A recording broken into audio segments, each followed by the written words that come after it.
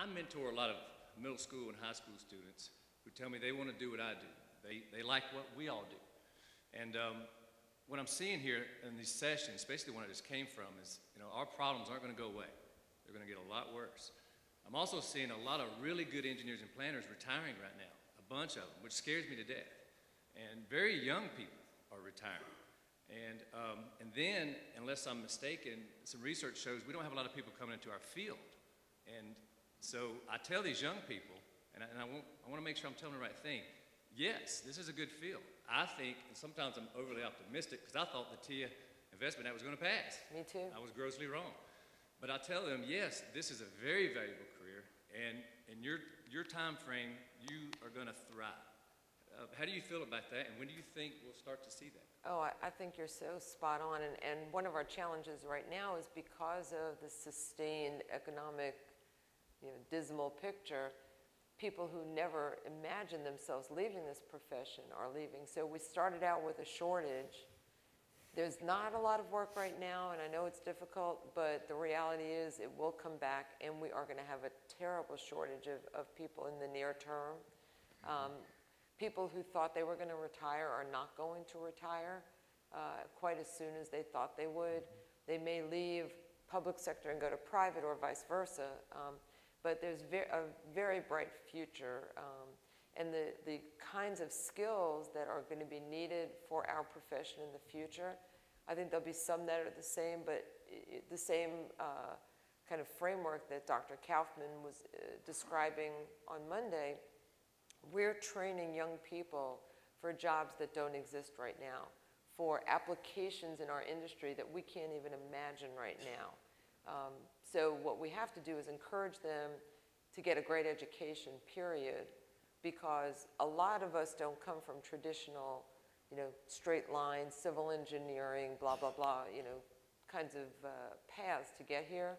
So there are going to be a lot of different ways in which they can engage, and getting a great math, science, technology foundation is going to open that door for them, and they'll find their path into what we do based on which of those talks to them the most. But so I think Robert, I'd like to add, one of the problems aren't going away, and all of the things you mentioned are true. We're going to have this huge group of people from our industry retiring. We don't have enough people coming in. Why is that we don't have as many coming into the profession as we need, when we can all agree that science and technology and engineering solutions are going to be required for many of the problems we're going to be facing?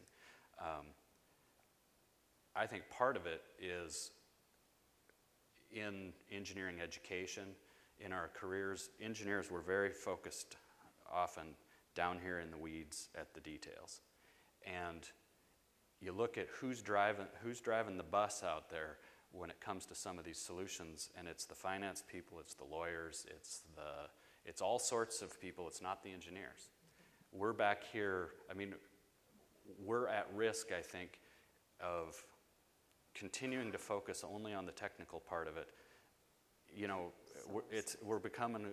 Some engineering schools are becoming glorified vo-tech schools where we're teaching a trade, a skill, and not the big picture issues. And getting back to the theme of this whole plenary about what can the professional do, what can a student looking at the profession do. Yeah, you have to have all those technical skills.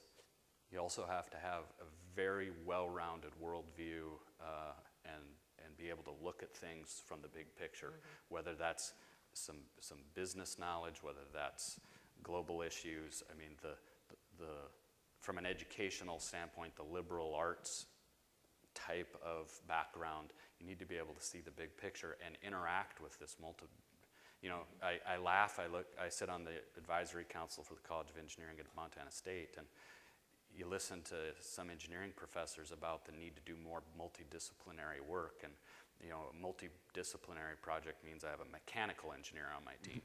And it's like, no, I want somebody from the College of Business, I want somebody from the College of Art, I want, that's multidisciplinary. And I think we need to be a lot more well-rounded in our worldview and not just focused down here.